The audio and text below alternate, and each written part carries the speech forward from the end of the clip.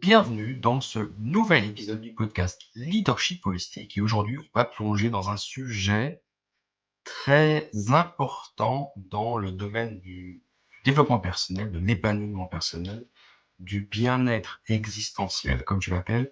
On va parler de l'ikigai. Alors j'ai déjà parlé de l'ikigai, mais on va aller au-delà de la définition. Aujourd'hui on va découvrir comment clarifier son propre ikigai et comment savoir si on est vraiment sur le bon chemin ou si on se trompe de direction. Et puis une fois qu'on pense avoir trouvé, comment on le vit pleinement chaque jour malgré les doutes et les pressions extérieures. Je suis Christophe Rousseau, ingénieur, physicien, créateur du leadership holistique, écrivain, coach, certifié, podcasteur et apprenti druide. Et dans cet épisode, je vais te guider pour aller au-delà de la simple recherche de sens et partager mes stratégies concrètes pour transformer cette quête en action quotidienne. On va découvrir comment ajuster, affiner et surtout incarner son ikigai dans tous les aspects de sa vie. Alors, tu es prêt à aller faire un pas de plus vers ta raison d'être, ton ikigai? Si oui, on y va, c'est parti. Alors d'abord, je voudrais te rappeler, on va faire un rappel de ce qu'est l'ikigai. J'en ai déjà parlé dans plusieurs épisodes. Donc, il y a 2 épisodes de référence que j'aimerais partager avec toi. C'est ces 2 épisodes de la saison 5, l'épisode 16 de la saison 5 qui s'intitule Découvrir sa raison d'être, explorant l'ikigai et le druidisme pour trouver l'alignement personnel que j'ai animé avec Magali Darnay, ma complice d'ikigai. Et puis, je te recommande aussi l'épisode 9 de la saison 5 qui s'appelle Le Grand Voyage vers l'ikigai, découvrir et réaliser sa raison d'être pour une vie épanouie, qui parle un petit peu plus du livre que j'ai écrit, Le Grand Voyage de l'ikigai, mais ça, on y reviendra en fin d'épisode. Alors, l'ikigai, qu'est-ce que c'est? Si jamais tu découvres cet épisode pour la première fois, que tu ne me connais pas, que tu ne connais pas le concept d'ikigai, je vais faire un petit résumé. L'ikigai, c'est un concept qui nous vient d'Okinawa, donc du Japon, d'une île particulière d'Okinawa, l'île des centenaires, et c'est un des piliers fondamentaux qui explique le fait que Okinawa soit une île où il y a autant de centenaires. Ça fait partie de ces zones bleues, comme on les appelle, où il y a autant de centenaires. Et l'ikigai, ça se traduit par la raison d'être. Ce pourquoi je suis sur cette terre, dans cette incarnation, si tu crois en la réincarnation, ce pourquoi tu te lèves le matin, c'est ta raison d'être. Et on a tous, hein, selon selon les Japonais, on a tous un ikigai. Selon les druides, on a tous une raison d'exister. On a tous un rôle à jouer dans le clan, dans la communauté, et on est selon cet ikigai. Et notre mission, notre travail finalement dans cette vie, c'est de l'identifier, de l'incarner. Alors qu'est-ce que c'est l'ikigai? C'est la composante, la réunion de les 4 piliers ou des 4 cercles du diagramme de Venn de l'ikigai. Donc, 4 cercles qui se croisent en leur centre, donc en centre de l'ikigai. Le premier cercle, c'est ce qu'on aime faire, hein, c'est vraiment les choses qu'on aime faire. Ça peut aller de, j'en sais rien, moi, aimer courir, à aimer aller au cinéma ou à aimer cuisiner, toutes les choses qu'on aime faire. Voilà. Ce qu'on aime faire, ce pour quoi on est doué, nos talents, nos compétences naturelles ou acquises. Ça, c'est le deuxième point. Le troisième point, c'est ce qui fait du sens pour le monde. Alors, le monde peut se réduire à la communauté ou à la famille ou aux proches, mais ce qui donne du sens, vraiment, ce qui fait du sens. Et c'est pas toujours sauver l'humanité, hein, c'est pas comme ça. Ça peut être beaucoup plus simple. Et puis le quatrième point, qui est le point qu'on a introduit dans l'ikigai occidental, on va dire, c'est la valeur, mais la valeur financière. C'est qu'est-ce qui peut me rapporter de l'argent, qu'est-ce qui va me permettre de vivre de mon ikigai. L'ikigai, c'est quelque chose de très pratique. C'est pas juste un job. C'est beaucoup plus que ça, parce que j'ai expliqué tout à l'heure. Hein. Si on revient aux traditions druidiques, c'est vraiment on est du verbe naître, avec un but, une raison d'être dans la vie, et on se doit de l'incarner pour être heureux, hein.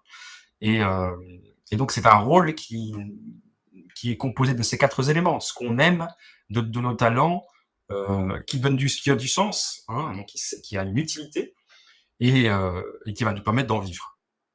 Voilà ce que c'est que l'ikigai. Alors, évidemment, ça peut paraître très simple, mais il y a tout un processus pour travailler sur son ikigai et c'est quelque chose que je partage avec vous et qu'on va partager d'ailleurs avec ma comment dire?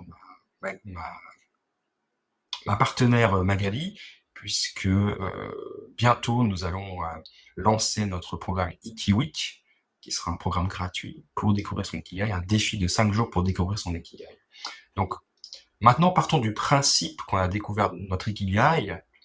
Comment l'appliquer concrètement? C'est quoi les étapes ou les premières étapes pour traduire son ikigai en action réelle au quotidien?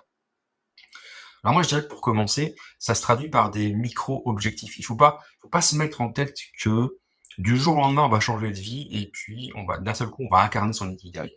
En tout cas, moi, c'est pas quelque chose auquel je crois parce on a un peu besoin de se rassurer sur le fait que cet ikigai qu'on a identifié quand on a fait ce travail, est-ce que c'est bien le bon finalement? Est-ce que on a l'impression que c'est ce qui va nous animer, mais est-ce que c'est bien ça? Donc il faut commencer à le vivre. Puis pour commencer, je dirais par les micros-objectifs. Et les micros-objectifs, alors il y a la routine matinale dont je suis extrêmement fan, leur celle de Hal Elrod qui est quand même assez complexe. Donc on va pas parler de celle-là aujourd'hui, mais si jamais ça vous intéresse, j'ai fait un épisode sur ça aussi. Là, on va parler de micro-objectifs, de routine matinale simple à la Oprah Winfrey ou à la Tim Ferriss, c'est-à-dire qui incorpore déjà une ou deux petites activités de type pleine conscience ou gratitude. Alors moi, j'aime bien l'idée de routine matinale et de routine nocturne. Voilà, on en fait un bout le matin, donc j'aime bien. Moi, c'est ma façon de faire personnelle, mais après, on fait comme on veut. Moi, j'aime bien pratiquer la pleine conscience le matin. Je parle d'une méditation en pleine conscience le matin. Donc, ça consiste à faire alors, moi, ce qui me convient, mais il y en a plusieurs sortes, hein, ce qui me convient, c'est le body scan. Ça, on en trouve sur YouTube, hein, vous tapez body scan, pardon, pleine conscience, c'est vraiment c'est quelque chose qui dure 20 minutes, 20 à 30 minutes. On peut même le faire soi seul, on n'a pas besoin d'être accompagné. L'idée, c'est de scanner son corps et de prendre conscience de toutes les parties de son corps, de se recentrer sur son corps et d'être dans le moment présent. Mais ça, j'en parlerai dans un prochain épisode. Et puis, ça, j'aime bien faire ça le matin, moi, au réveil, avant de sortir de mon lit, finalement. Et puis, les exercices de gratitude, alors ça, il y a plein de façons de faire. Il y en a une que j'aime bien faire, c'est celle ce qu'on appelle l'exercice des 10 petits doigts. Et j'en parlerai aussi dans un prochain épisode, mais l'idée, c'est pour chaque doigt, le soir, en se couchant, euh, de chercher, enfin de trouver très sans trop mentaliser justement une chose dans la journée qui s'est passée pour lesquelles on a de la gratitude. Et en trouver 2 ou 3 c'est facile, en trouver 10 pour faire les 10 doigts c'est pas si facile. Donc voilà, ça c'est des petites choses qu'on peut mettre en place qui vont aider à nous recentrer. Ces petits exercices de pleine conscience qui sont vraiment importants pour trouver son alignement vis-à-vis de son ikigai. Alors, des exemples, quels sont les exemples concrets d'actions, de petites habitudes qu'on pourrait mettre en place pour rester aligné chaque jour avec son ikigai? Ben, j'en ai un peu parlé là avec les 10 petits doigts, mais je pense que vraiment celui-là, c'est le journal de gratitude qu'on peut faire, que je recommande de faire le soir. Hein. Ou alors utiliser des moments de solitude comme Steve Jobs faisait ça. Hein. Il utilisait ces moments de solitude pour réfléchir à l'impact de son travail.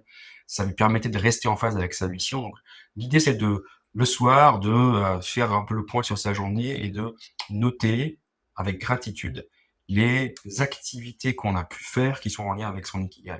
Et puis, ça peut être des petites choses au début, puis de plus en plus, on va le faire grandir, fait qu'on va le vivre, on va l'incarner de plus en plus, progressivement.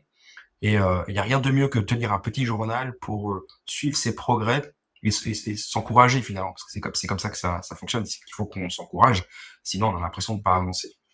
Alors maintenant, je voudrais parler d'un sujet important par rapport à l'ikigai, c'est les obstacles que l'on peut rencontrer dans sa vie actuelle pour, pour pouvoir rester aligné avec son ikigai. Donc, quand on l'a identifié, cet ikigai, c'est quoi les obstacles qui vont survenir? Et ces obstacles, ils peuvent être internes ou externes. Qu'est-ce qu'on peut faire par rapport à ces défis? Alors, on peut utiliser la visualisation.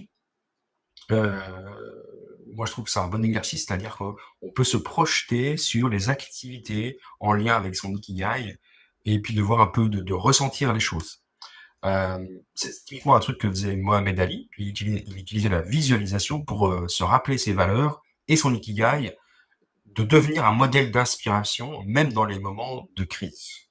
Ça, c'est vraiment très intéressant, c'est de se projeter, de visualiser euh, soit ses actions, sa vie dans son ikigai.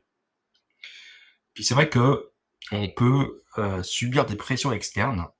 Euh, Ça peut être les attentes de la société, mais ça peut aussi être les attentes de nos proches. Et ça peut être particulièrement difficile, surtout quand on est en période transitoire ou quand on a changé de vie parce que notre ikigai nous a amené sur un autre chemin, et puis que les gens comprennent pas forcément pourquoi. Comment on peut résister, rester fidèle à soi-même? C'est pas facile. Moi, comme vous le savez, je suis ingénieur. Et comment un ingénieur, alors je le suis toujours, hein, et comment un ingénieur devient écrivain, par exemple, ou un ingénieur devient podcasteur, c'est typiquement des choses qui sont pas, alors que moi j'assume, hein, sans problème, mais qu'au début c'était un peu compliqué, j'avoue, hein. Typiquement, c'est encore des sujets dont je parle pas avec ma famille. Alors quand j'ai écrit mon premier livre, et en particulier le livre que j'ai écrit avec la maman de Ella qui s'appelle Pardonne-moi Ella, euh, quand je l'ai offert à mes parents, la réflexion de ma maman était folle parce qu'elle m'a regardé, elle m'a dit: «Mais mon fils, maintenant tu es un écrivain?» Comme si c'était waouh, quelque chose de tellement différent de ce que j'étais avant, quoi. Donc voilà, c'est important d'être aligné avec soi et d'être dans ses convictions. Et il y a un concept qui s'appelle l'indépendance émotionnelle et l'autre qui est l'autodétermination, finalement, qui sont vraiment des concepts importants. C'est je prends un autre exemple alors là qui me dépasse complètement, hein, qui est d'une jeune femme qui s'appelle Moulala Yousafzai, qui était une militante pakistanaise pour les droits de la femme et l'éducation, et notamment l'éducation des petites filles. Elle a dû faire face vraiment à des pressions externes, hein, parce qu'elle était dans le milieu des talibans, pardon. Elle a dû faire face aux talibans, et puis à son environnement dans son pays, qui fait que l'éducation des jeunes femmes, c'est pas vraiment très à la mode. Et elle a dû vraiment rester alignée avec sa mission de son ikigai pour l'éducation des filles. Ça l'a aidé, hein, l'indépendance émotionnelle, la force morale de résister à la pression extérieure, à un environnement agressif pour pouvoir préserver son ikigai. Alors nous, en Occident, on n'a pas de telles difficultés, mais c'est juste pour illustrer l'importance de l'indépendance émotionnelle, c'est-à-dire d'être vraiment d'être vraiment indépendant totalement de ce que pensent les autres, finalement. Moi, ce que je pense, c'est important. Et puis, il y a beaucoup de gens qui vont vous suivre dans ce que vous pensez. Et probablement pas vos proches. Si c'est le cas, si vous avez le soutien de vos proches, c'est encore mieux, évidemment. Mais parfois, ça peut ne pas être le cas, du moins au début. On peut vous prendre pour un fou, pour une folle et dire que, voilà, vous avez pété les plombs, que c'est du grand n'importe quoi. Euh, mais voilà, il faut s'accrocher. Il faut s'accrocher, il faut rester, faut pratiquer ces exercices de gratitude et de visualisation et s'accrocher et être vraiment fort émotionnellement. C'est vraiment important. Et c'est pas facile. Donc là, il y a tout un travail à faire sur soi. Pour ça, bon, j'encourage à travailler sur les blessures émotionnelles, sur les 5 blessures de l'âme, les 5 blessures émotionnelles de l'enfance, qui est aussi un des épisodes que j'ai fait, je mettrai en référence, qui est très important parce que ça permet de travailler sur ses propres blessures et devenir indépendant émotionnellement. Alors ensuite, je voudrais qu'on parle de l'ikigai et de l'amélioration continue. Vous savez que moi, j'ai inventé le concept d'ikizen, donc l'ikigai et le kaizen. Le kaizen se traduit par l'amélioration continue. Il est devenu très populaire grâce à un youtubeur qui s'appelle Inoxtag. Mais kaizen, c'est un vieux concept qui date de l'époque des années 1950-60, qui a été inventé par Toyota, donc toujours au Japon. Donc l'idée, c'est comment je fais mieux chaque jour. Et pourquoi je parle de ça? Parce que la question qu'on pourrait se poser, c'est est-ce que l'ikigai, finalement, c'est un objectif figé ou est-ce qu'il peut évoluer dans le temps? Et comment on intègre cette idée d'amélioration continue avec l'ikigai? Alors moi, je dirais que l'ikigai, c'est pas quelque chose de figé, parce que je pense que mon ikigai de maintenant n'était pas le même d'il y a 20 ans, même si à 20 ans, j'avais même pas la notion de ce qu'était un ikigai. Je pense que c'est pas quelque chose de figé, c'est quelque chose qui évolue. Alors qui évolue, il va pas changer radicalement, on est d'accord, hein. Moi, je trouve que mon ikigai a évolué typiquement quand j'ai découvert que j'étais un druide. Puis ça va dire même pas il y a 2 ans. Avant le druidisme ne faisait pas partie de mon ikigai, maintenant il en fait partie, je l'ai intégré. Donc voilà, on peut l'enrichir son ikigai. On peut prendre l'exemple de Michelle Obama, qui était avocate et qui est une belle mission déjà, qui a réorienté sa mission vers l'éducation et l'autonomisation des jeunes filles. Et puis le Kaizen, c'est vraiment ce qui permet cette flexibilité de s'améliorer, d'améliorer en instaurant une évaluation régulière de son ikigai pour rester aligné avec ses valeurs actuelles. Il y a vraiment un lien avec l'évolution des valeurs. C'est quoi les valeurs? Comment ça évolue? Et donc cette idée de Kaizen, c'est-à-dire de se poser la question que jamais rien n'est figé en fait. Tout est toujours mouvement. Il y a qu'une seule chose qui est perpétuelle, c'est le changement. Et l'ikigai évolue tout doucement dans le temps, puis il faut le revisiter régulièrement. Alors, pas tous les jours, mais ça peut être tous les 6 mois ou tous les ans pour certaines, ça dépend des personnes, mais c'est un bon sujet de nouvel an, hein, revoir son ikigai. Alors comment on pourrait faire? Ben voilà, oui, le faire tous les 6 mois, les revues annuelles, je trouve que c'est pas mal. Moi j'aime bien l'idée de revues annuelles. Les bonnes résolutions du nouvel an qui sont en général pas très consistantes, en fait, on peut les transformer en se disant, ben moi, chaque 31 décembre ou chaque 1er janvier, voilà, ou début janvier, je fais une revue de mon ikigai et je revois où j'en suis. Qu'est-ce que j'ai fait pour m'en rapprocher? Je rappelle que l'ikigai, c'est quand même un voyage avant tout. Qu'est-ce que j'ai fait pour m'en rapprocher et qu'est-ce que je vais faire cette année pour encore plus m'en rapprocher, encore plus l'incarner. Et là, on peut s'inspirer en effet des grands managers d'entreprise à la Bill Gates qui réexaminent ses objectifs et les ajustent chaque année en fait en fonction de ses objectifs et ses valeurs. Et c'est vraiment quelque chose que les grands comment dire, les grands leaders de ce monde font tous et toutes. Alors je voudrais qu'on passe à la dernière partie de cet épisode qui commence déjà à être très long. C'est quel est l'impact concret de vivre son ikigai. Quel impact ça va avoir sur sa vie quotidienne et son épanouissement. Alors premièrement, moi je dirais que il y a un effet bénéfique d'un ikigai bien aligné avec soi, c'est la motivation et je dirais même la motivation durable, c'est-à-dire que euh, on se lève le matin, on a la pêche quoi, parce qu'on sait pourquoi on se lève, on sait qu'on va faire des trucs passionnants et de plus en plus passionnants, parce au début la transition se fait lentement, mais de plus en plus on va mettre en place des choses en lien avec son ikigai, on va avoir l'impression et le sentiment d'accomplissement qui va vraiment s'accroître. Et donc cette motivation et ce sens accru de l'accomplissement, c'est vraiment des éléments moteurs qui mettent en joie, qui motivent, qui font que et puis qui rassurent aussi par rapport au fait qu'on est bien sur la bonne voie. Euh, il y avait une célèbre comment dire une célèbre femme qui s'appelle Jane Goodall qui a passé sa vie avec les singes, avec les orang-outans, et qui a appris auprès d'eux euh, dans le fait de travailler auprès de ces singes et d'apprendre auprès d'eux, qui en a vécu, hein, enfin qui en vit toujours, qui retire, parce qu'elle a écrit énormément de livres, il y a eu plein de reportages, etc. Puis elle a vraiment fait évoluer la cause animale, entre autres, et elle a retiré évidemment une profonde satisfaction, évidemment une énergie incroyable, malgré les défis, parce que cette femme a dû se battre contre bien des, euh, des gens pas très sympas, on va dire, en tout cas pas très, voilà, qui étaient contre elle dans l'idée de préserver la vie animale.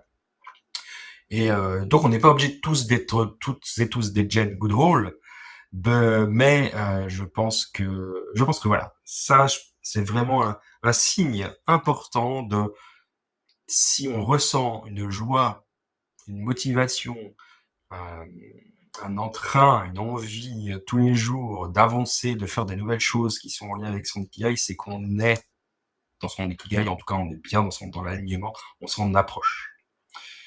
Et il y a un dernier point que je voudrais dire par rapport à ça, c'est comment on fait, ça c'est super important, comment on fait pour célébrer les petites victoires, ces petites victoires qui montrent qu'on avance dans la bonne direction, parce que c'est bien de travailler, c'est bien d'aller de l'avant, c'est bien de ressentir de la joie, de la motivation, mais il faut aussi savoir se récompenser.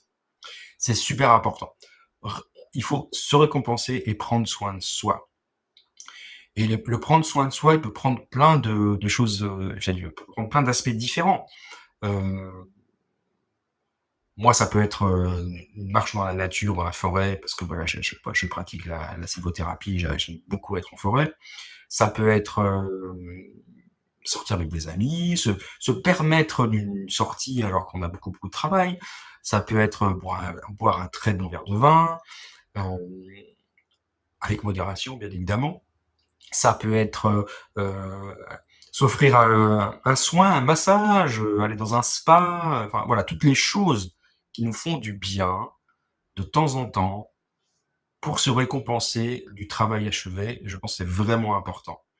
Et à chaque fois qu'on atteint une étape importante dans l'évolution vers son ikigai, il faut vraiment marquer le coup, partir un week-end, vraiment se faire le petit plaisir en fonction de ses moyens, pour se récompenser des petites choses, mais aussi des grandes choses qu'on fait. Voilà, donc ça, je le recommande. Et encore une fois, on peut utiliser l'outil dont on a parlé au début de l'épisode, c'est le journal de gratitude. Parce que dans son journal de gratitude, on peut noter toutes ces petites choses qu'on fait, toutes ces petites choses et ces grandes choses, et puis aussi se dire, bah voilà, par rapport à ça, voilà comment je me suis récompensé moi. Je me suis accordé un soin, je me suis accordé un moment pour moi. Et vraiment ça, il faut pas le négliger. Voilà, on arrive à la fin de cet épisode. Euh, je dirais pour conclure, comment peut-on avancer vers son ikigai, même euh, à la Kaizen, petit pas par petit pas, petit à petit. C'est que vraiment comme ça que je le conseille. Après, libre à vous, libre à toi de faire la révolution dans ta vie si tu en as envie, et parce que tu en ressens le besoin. Mais moi, je suis un adepte des petits pas et du Kaizen, donc je vous invite à réfléchir à ça. Je t'invite à réfléchir à, sur les bonnes paroles de Gandhi qui disait: Soyez le changement que vous voulez voir dans le monde. Je trouve que c'est une très belle citation, très inspirante, donc je vais vous laisser là-dessus. Et je, je vous et je te remercie d'avoir passé un moment avec moi aujourd'hui. Et, euh, et j'espère que cet épisode t'aura aidé aussi à peut-être te projeter un petit peu sur maintenant que je fais quoi avec cet ikigai. Et puis, vraiment pour finir, si vraiment tu es toujours dans la recherche de ton ikigai, bah, je te conseille mon livre, Le Grand Voyage vers l'ikigai, que tu trouves sur mon site, leadershipholistic.com, ou sur Amazon. Le Grand Voyage vers l'ikigai, voilà, c'est un livre-jeu qui va te permettre, en même temps que le héros, de découvrir ton ikigai, qui avec ce livre est offert une formation sur la plateforme du leadership holistique, qui va te permettre de travailler sur ton ikigai. Donc, voilà, si tu as encore besoin d'accompagnement, le livre, il est là pour ça. Si tu as déjà cliqué un petit peu plus loin, le podcast d'aujourd'hui, l'épisode d'aujourd'hui, j'espère va t'aider à avancer, pour pouvoir incarner un peu mieux ton ikigai. Je te retrouve la semaine prochaine. Je te remercie encore une fois. Je te retrouve la semaine prochaine. La semaine prochaine, on va parler de pleine conscience. En attendant, prends soin de toi.